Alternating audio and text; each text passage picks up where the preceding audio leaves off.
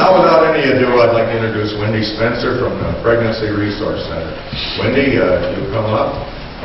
And at the end of the service, we'd like the ushers to be at the back for offering. Thank you.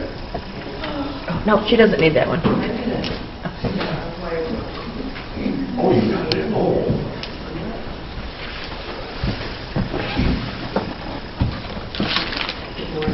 Good morning. I am very happy to be here. I'm wishing you all a happy new year, and I'm very glad you invited me to come today. I'm just going to go through a few things that we're doing down at the center, and hopefully we'll have some time for questions and answers if you have questions. A lot of times I don't answer everything when I speak. I want to start with this Bible. This is a Bible that we received, I don't know, maybe 100 of these from the family bookstore in Owosso, Michigan last Christmas. If you went to a family bookstore, have you ever been there? When you pay, they ask you for probably another $25, like $5 for all these different little things. Well, one of them was to purchase books for pregnancy, 5 books for pregnancy resource centers that we could give out to our clients. And so I have about 500 of these. So if you gave $5 to family bookstore last Christmas, the one in Oakland donated all of them to us, and we give these out to our clients. And they also, everyone that donated could sign a bookmark. And so Rachel has signed these bookmarks.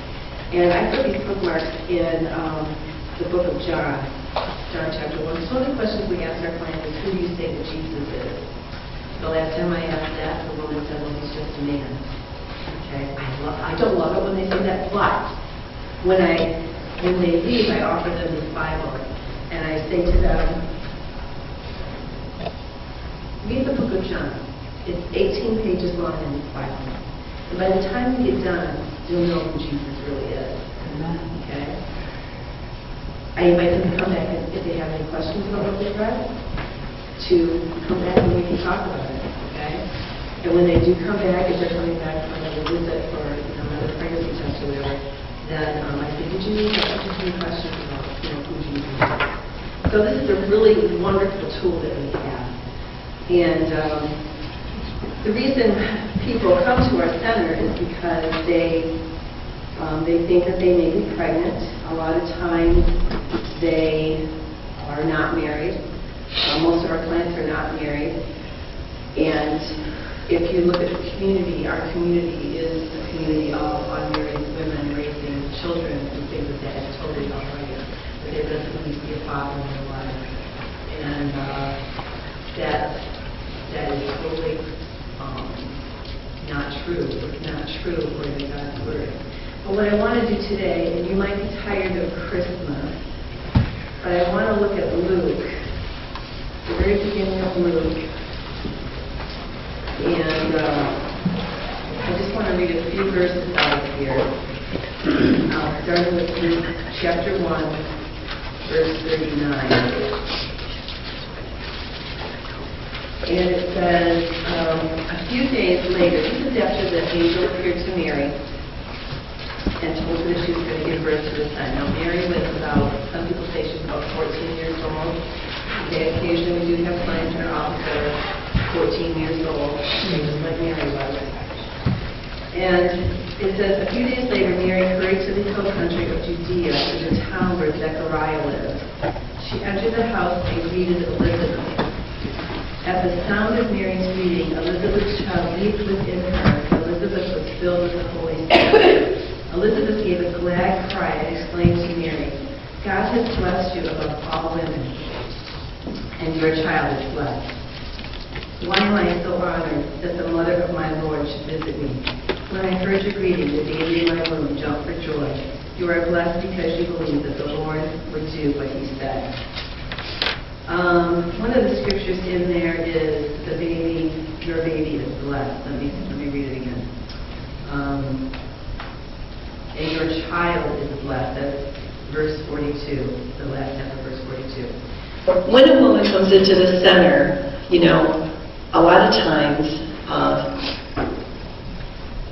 my nature, my human nature wants to say, oh no, not another unwed mother. But my spirit nature says, another mother. Okay? And her child is blessed. No matter how that child came to be, that child is blessed. And it deserves a life here on this earth. Okay? So that is the mindset. We try to have the mindset of Elizabeth. It wasn't, oh my gosh, my niece or my cousin is here, what is going on? No, Elizabeth welcomed her into her home. She stayed with Elizabeth, I believe, 3 months. Was it 3 months?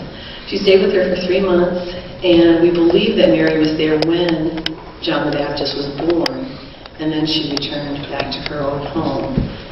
And so what our goal is to stay with these women throughout their pregnancy so that we can be a hostess to them, so that we can teach them about Christ, and so that we can meet their needs.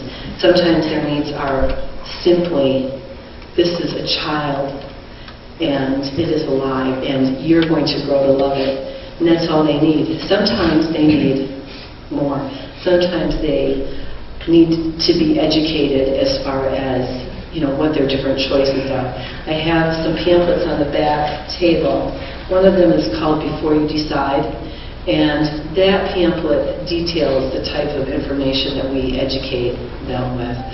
We talk about parenting, we talk about adoption, and then if they're interested in abortion, we do have to explain to them how that abortion would be performed based on their gestational age of their child. Okay, that is one of the most difficult things that we have to do, but you know what? If we don't tell them when they go for that abortion, nobody's going to tell them what's going to happen. Okay, so we feel that they need to make, it's not just a choice, we want to make an educated choice. So we do provide that information for them. The other thing about Elizabeth is, like I said, she probably provided for Mary's physical needs during that time, probably fed her, probably clothed her, and educated her as to what was going to be happening to Mary over the next few months. And one of the things that we have just started, we opened up Baby Boutique on November 11th. It's only open part-time. It's open maybe, I think, 12 hours a week on Mondays and Fridays and Saturdays. And there's two purposes for that boutique, and it's called, you're not going to believe what it's called. It's called Elizabeth. Okay?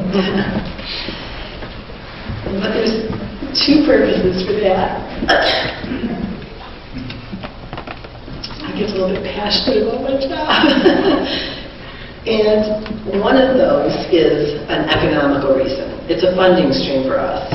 Okay, people donate clothing to us. We have women that come in a couple times a month and they knit and crochet, sweaters and afghans and hats and things like that. And it's up to them, but if they want to donate it for our use, we can either sell it in the center or we give it to clients. We also have people that just, donate, clothing that they're done with, or like I have, toys, I have books, all kinds of stuff in there. And we had to move in order to open this boutique, where we used to be in the back of the Pabst building on the main floor, across from Joanne Fabrics. Now we're in the front of the building, so we have a window on the street.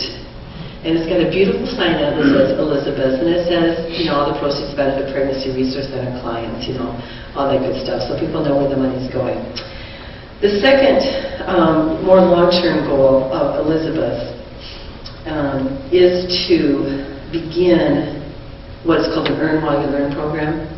And what an Earn While You Learn program is, and we're piloting it right now with clients, is clients are, they come to the center for education. I just finished a crib program with a client. She's going to go on and do a one-on-one study with me called A Place to Call Home.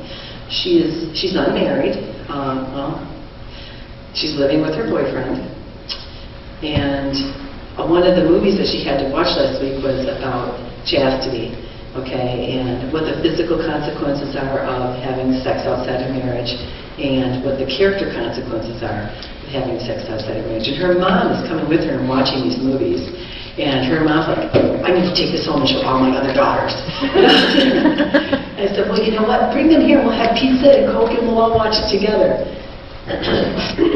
So we are using, video material as well. And this young lady will go on and she's going to do a program called A Place to Call Home. And it's all about getting ready for the baby. What kinds of things do you need to think about? Okay, what kinds of stuff do you have to have a baby? And so we're going to be going through that. She'll be doing budgeting, and she'll be, we'll continue to talk about, her personal choices that she's making for her life. And as she comes in and does these, and each chapter has a section in the back, a couple pages that is part of a Bible study. And I believe that the one for a place, I can't say for sure, but the one for basic decision making, which we usually do before that, has the story of Esther in it. So she's going to get some Bible background too. And when she comes in for these, she'll earn baby bucks that she can spend in the boutique. Okay.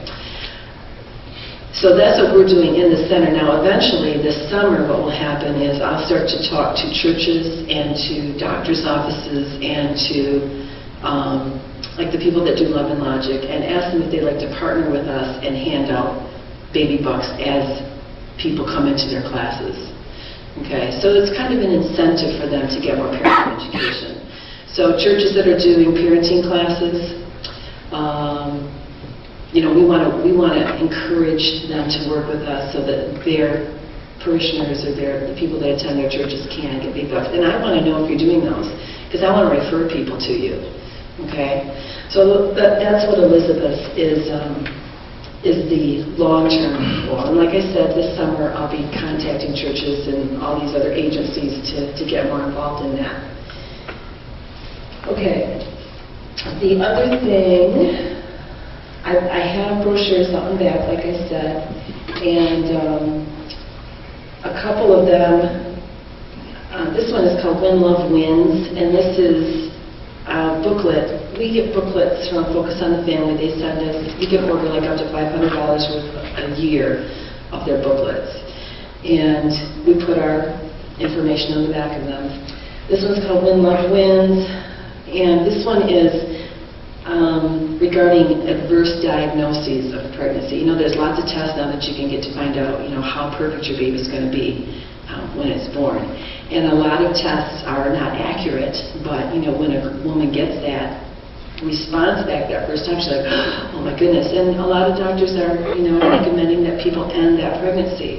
This booklet talks about, it has, I think, 3 or 4 stories of women who decided to keep that baby. And I don't know, maybe you heard in the news, I just want to encourage you to take one of these. And I have more too, if it runs out.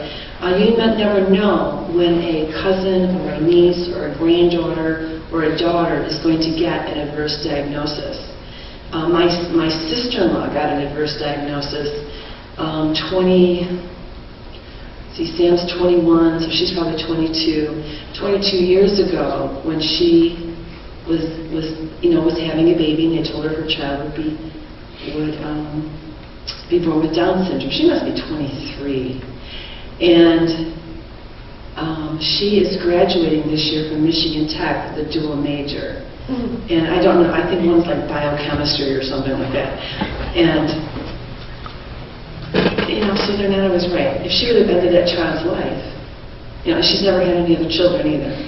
So that was her one chance. Another thing that we're doing is, this is a booklet called Healing After Abortion. And the statistics are that any woman, 1 out of 4 women ages 14 to 43 have had an abortion. And that's true for in the church and outside of the church. So, and a lot of times you will never know if your friend has had an abortion because they're not going to tell you because they're afraid of judgment, okay? But if someone has told you that they've had an abortion, please pick this up and give it to them, okay? Because they can be healed. They've probably already been forgiven, okay, but they haven't healed. And we do post-abortive Bible studies. We are working on starting a support group that just meets once a month. The Bible studies are 8 weeks long, and we're right in the middle of our second one that we're doing right now. And it is powerful. There's lots of crying, okay, and there's lots of laughing, and there's lots of joy, okay, that comes out of this study, and just freedom that comes out of it. So I would encourage you to take one of those if you know anyone that's had an abortion. And I would not give this to someone that you've heard from a second party that they've had an abortion. I would just give it, if someone has shared with you personally, I would take that and give that to them. This booklet is a booklet that says, what does God say about abortion? It's just all Bible verses about abortion and birth. Okay? And then this one is called Are You 486, which is not the morning after pill, but the pill that they can take up to 7 weeks gestational age, and it will abort their child. Okay? So that's information about that. And, Owosso, in Shiawassee County, there's about 100 abortions every year on average. Shiawassee County births end in abortion. And we don't do surgical abortions here, but they can go to Lansing, they can go to Saginaw and get them. But, more and more people are going to be able to get these pills. The morning after pill, you can get those over the counter.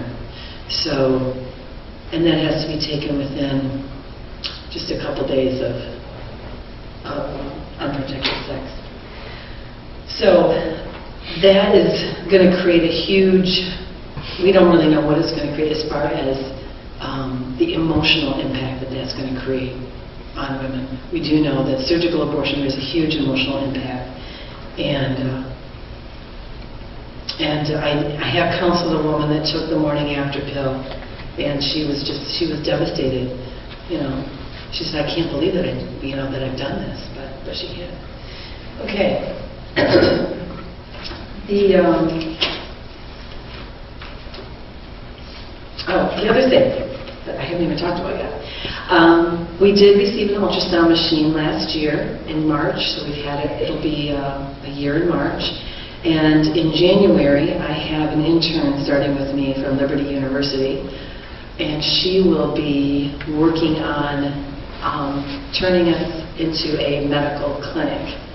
Okay, so there's a ton of work that goes with that.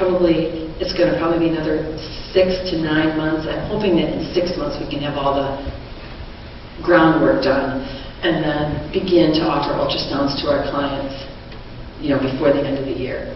And that is a huge undertaking. It means we have to hire a nurse manager. It means that we have to reach out to the medical community and find a physician that is willing to oversee our clinic, okay? And it means that we'll probably, we have moved into a larger space, but it still means probably more space. So I am looking, I'm always looking for more space. What's that? Where's that verse that says, enlarge my borders?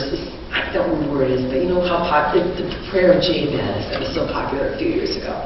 Enlarge my borders. So that's kind of where I'm at. I'm going to tell you 2 stories, and then I'll open up, and if you have any questions, because there's a ton of stuff I haven't even talked to you about. But a lot of times people ask me if I've successfully rescued a child and its mother from abortion. And I'm glad to say that, yes, I have. I know of some. But there's one that I don't know about, and I want you to be praying for this young woman. She was in my office about a month ago, and just did not see any other way possible to continue her life besides abortion. And her appointment was Friday morning. She was in my office on Tuesday.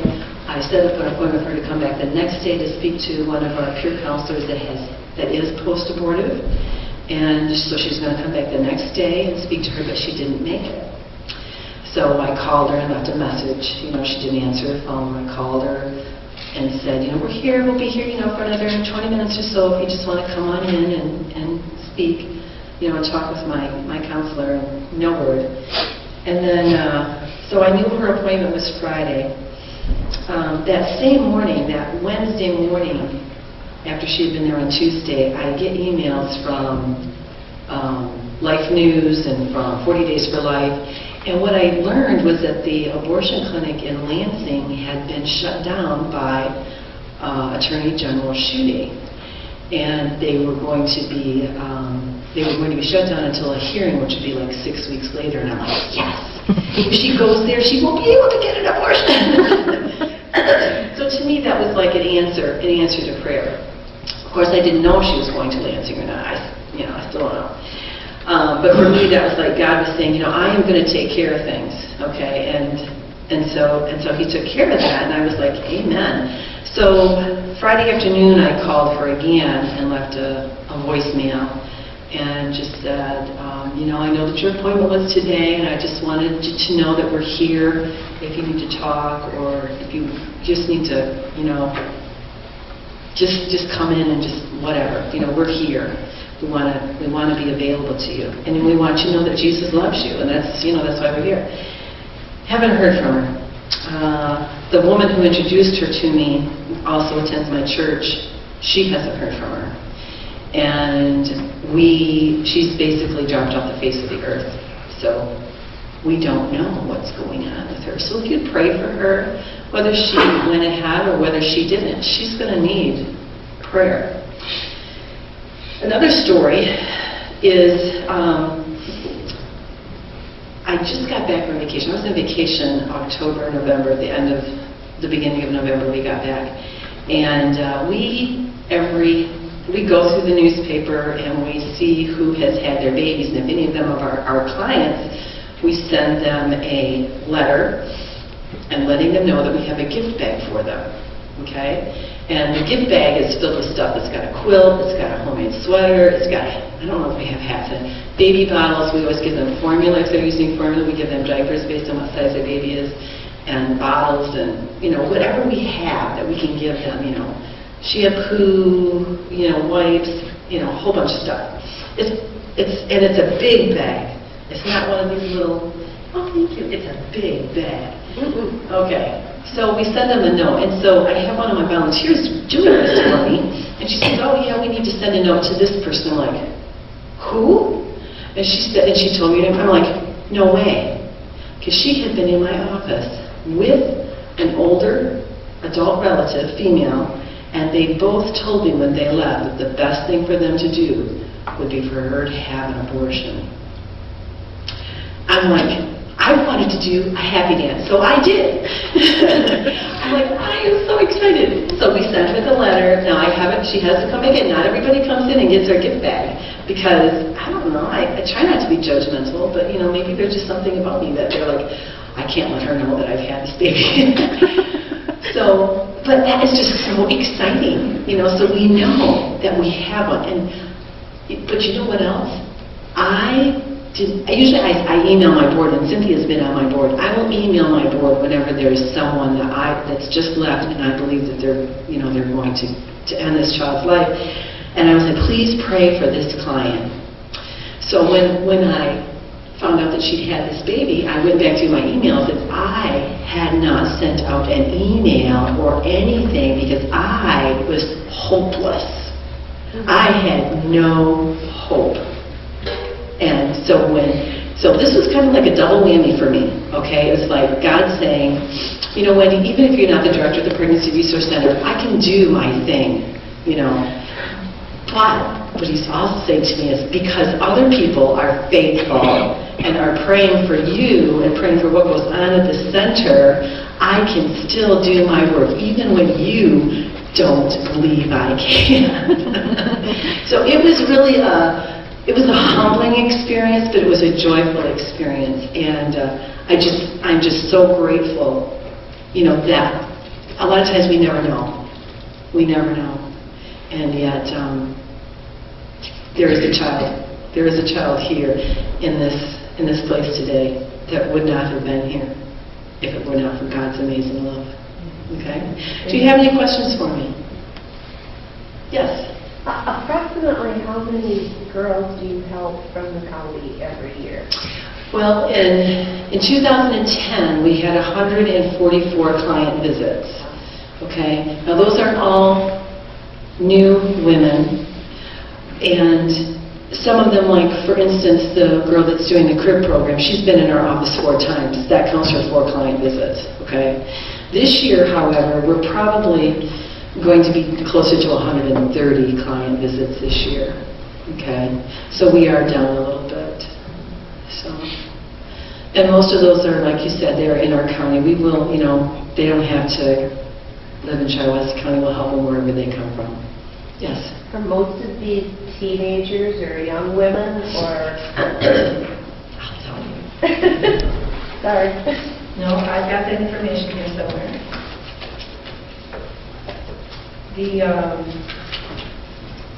I will tell you one thing while I'm looking for it, that the state of Michigan puts out a report on an annual basis that talks about abortion statistics, and it talks about, you know, the age ranges, okay, and they have it broken down 14 to 19, 20 to 24, 25 to 29, 30 to 35, and then 35 and over.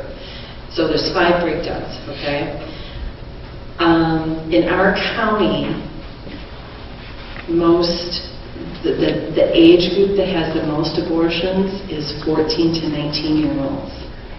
I was shocked when I saw that. I was brokenhearted when I saw that, because, you know, those girls aren't making those decisions themselves. Most people's brains do not fully develop where they have good decision-making capability until they're 24 or 25. None of my kids yet are even that old. Well, actually, my oldest one is, I guess. So he's just now beginning to make good decisions. These are girls that are going to live with the decision that someone else made for them for the rest of their lives. And I tell you, I have those clients come in my office. They said, I had an abortion when I was 15 years old. My mom made me go and get it. And they are, most of the time, drug and alcohol dependent. Okay? Okay, ages. Our highest is 20 to 24-year-olds. And then after that it's 30 and over, and then 25 to 29, and then 15 to 19. Now you have to understand that the 14 to 19-year-olds are in school, and they have a school counselor, and maybe, if they're lucky, a school nurse. Okay? And so they will go there, and depending on who your school nurse is, you don't know what that child is, what kind of advice that child's going to get. So, any other questions? Yes? What are some alternatives to abortion? Adoption is an alternative. What do you mean? If they can place their child for adoption, when they, and this girl that, you know, said that she had the appointment on Friday, she said that she would be open to adoption, but so maybe, I don't know. But what we do is we have 4 or 5 different agencies that we can refer them to. We usually refer them to 3 agencies, and they make the phone call, and then they set something up. And then they have, you know, pregnancy counselors and all kinds of stuff, so that they can get help. A few things that are coming up in January. January 19th is a volunteer open house at the center. It'll be from 6:30 till 8. And that is for anyone that thinks that they'd like to volunteer in some way. There are lots of things that people can do. We need board members, okay? And we need people that want to work in the boutique. We need peer counselors. So there's a wide range of things that people can do. Like tomorrow and Tuesday, I need someone to stuff bottles with little slips, because I have a baby bottle blessing going out this week. And yeah, so there's tons of stuff. We'll have a newsletter going out this month as well. So there's a lot of things that people can do. And we're doing an open house this year just because we have usually trained 7 to 8 people every time we do a training. It's like an 8-week training, but only 1 or 2 actually come in and volunteer as peer counselors. So what we're trying to do is find out what is it that you're really interested in before we make you go through that 8-week training program. And so we'll have job descriptions and stuff like that for them. The other thing that is going on is the 22nd? Yes, the 22nd is Sanctity of Human Life Sunday. And that is a commemoration of Roe versus Wade, which legalized abortion in the United States by the Supreme Court. And I believe this is the 39th year. I don't know, maybe I don't have my math right, but it's in the high 30s or maybe low 40s. So 39 years. So that means at least one, some people say a generation is 20 years, some people say 40, I don't know. But there's about a generation or 2 of people that have lived with legalized abortion, and there's totally nothing wrong with it as far as they're concerned. Now, why would the government allow them to do anything that was going to be painful to them, or cause them to have grief for the rest of their lives, cause them to think about that child every day? If it's legal, it must be okay. So we have a lot of people that have grown up with that. And then we're also doing a March for Life on that afternoon. I believe it's starting at 1 o'clock downtown at the Main Street Plaza, and it'll go from there to the St. Paul's Catholic Church. If you're interested in participating in that, you can just meet us there at that plaza. I do have signs for people to carry. There will be a prayer service at the church, and then there will be a viewing of the movie 180, which is revolutionary. It's a 30-minute video, revolutionary as far as changing people's minds about what abortion really is. So, and I think that's all for January. Okay. Any other questions? Yes. How old do you have to be to volunteer? You have to be 18 to volunteer. If you have a parent that will volunteer with you, you can be a little bit younger. Okay? And mainly, you're 13, is that right? Mm-hmm. Yeah. So if you have a parent that will volunteer with you, you could be 17. Like I have a niece that volunteers with my mom. And the reason for that is the confidentiality, actually. We have to maintain confidentiality for everyone that comes in the center. Even if they're coming into the boutique, if they bring in a coupon that says they get this many items, we can't take a chance that someone may breach that confidentiality. It's very important to us. So, do you have a question?